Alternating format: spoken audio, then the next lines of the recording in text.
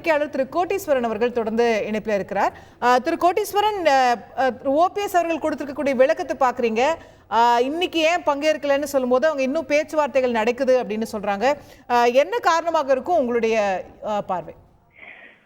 அதாவது அந்த கோஆர்டினேஷன் சொல்லுவாங்க ஆங்கிலத்துல. ஏன்னா ஒரு பிரதமர் அப்படின்றதை தாண்டி பாரதிய ஜனதா கட்சியினுடைய ஒரு முன்னணி தலைவர் அவரு. ஒரு திரும்ப தமிழகத்துக்கு வந்திருக்காரு. அவர் இருக்கக்கூடிய அந்த மேடையில பாத்தீங்கன்னா எல்லா தலைவர்களும் ஒரே நேரத்துல உட்கார்றது இல்லை அப்படின்ற அந்த ஒரு விமர்சனம் வந்துகிட்டு இருக்கு.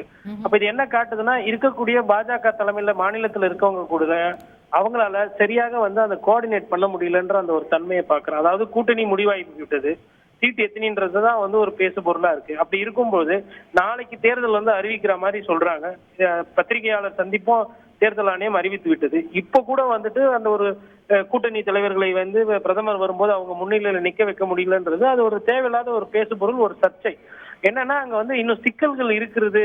இவங்க இன்னும் ஒத்துமையா அந்த ஒரு 100 விழுக்காடு அந்த பரஸ்பரமா அவங்க பழகவில்லை, அந்த ஒத்து போல அப்படின்றத காட்டுது. குறிப்பா ஒருவேளை நிர்பந்தம் எதனா இருக்குமா ஓபிஎஸ் அவர்களுக்கோ டிடிவி தினகரன் அவர்களுக்கோ, அந்த கேள்வியும் எழுப்பப்படுது. ஏன்னா இவங்க நிறைய பேரை தாமரை சின்னத்துல நிக்கணும் அப்படின்ற மாதிரி ஒரு சில தலைவர்களை கூட்டணி கட்சிகளை கோரிக்கை வைத்ததாக பேசப்படுகிறது. அப்ப அந்த சூழ்நிலையில இதெல்லாம் வச்சு பார்க்கும்போது இன்னும் அங்க ஒரு 100 விழுக்காடு பரஸ்பரமா அந்த ஒரு கூட்டணி முடிவுக்கு வரவில்லை. அதாவது முடிவுக்கு வரவில்லைன்னா அந்த உள்ளடி பிரச்சனைகள் நிறைய இருக்கு அப்படின்றத பார்க்கலாம். இது முதல் பார்வை.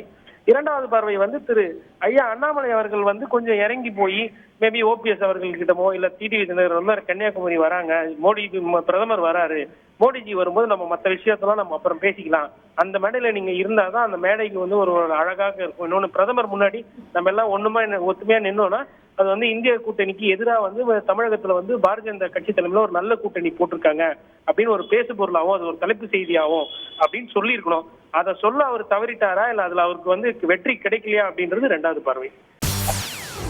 செய்திகளை உடனுக்குடன் தெரிந்து கொள்ள உடனே சப்ஸ்கிரைப் பண்ணுங்க.